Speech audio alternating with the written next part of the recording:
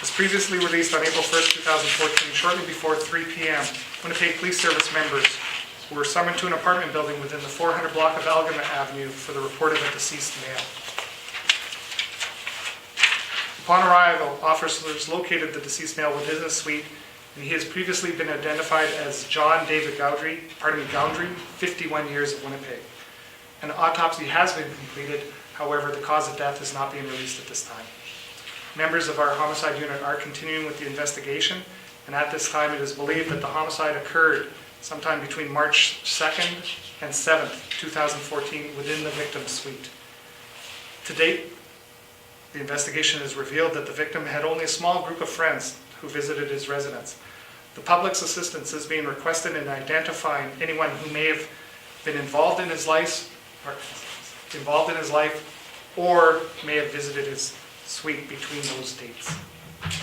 This victim, Mr. GOUNDRY, did have limited mobility, and he was known to travel around the downtown area on his bicycle.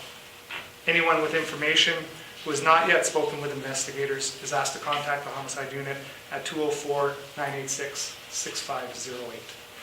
And again, I would like to call upon Mr. Ted Turner, again, who is with the University of Winnipeg Student Association, to talk about Mr. GOUNDRY.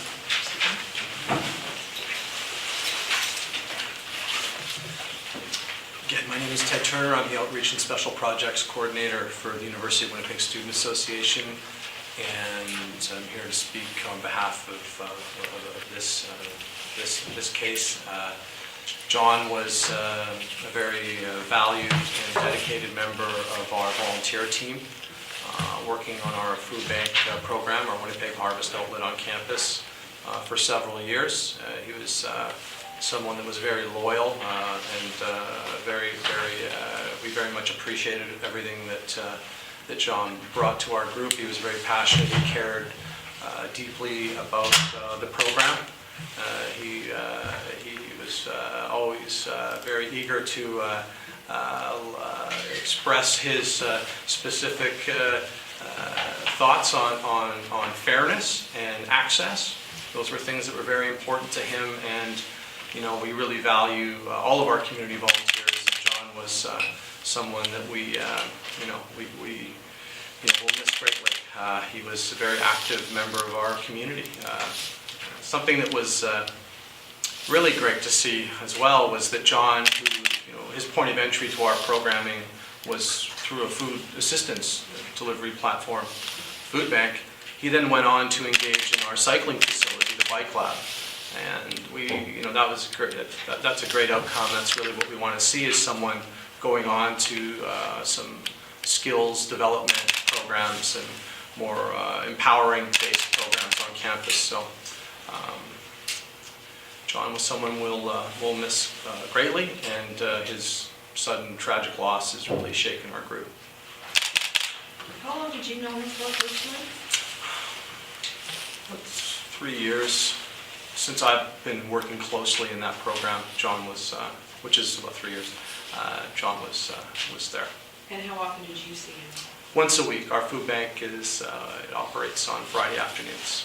And John would be there pretty much every week.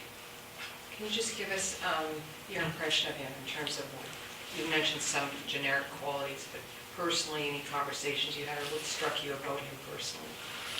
Well, John was, a big personality. He was someone that was always, he had a real sense of community.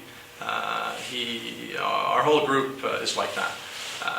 So, John was someone that you always looked forward to seeing.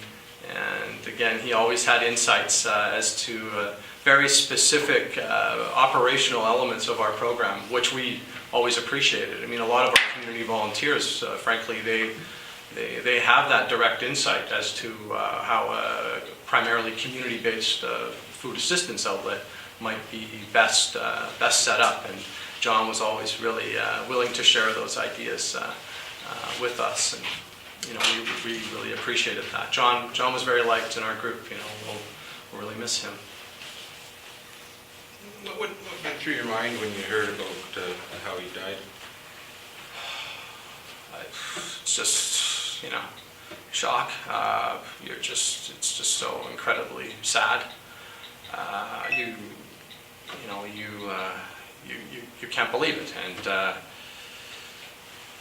yeah, I mean, it's really shaken our group.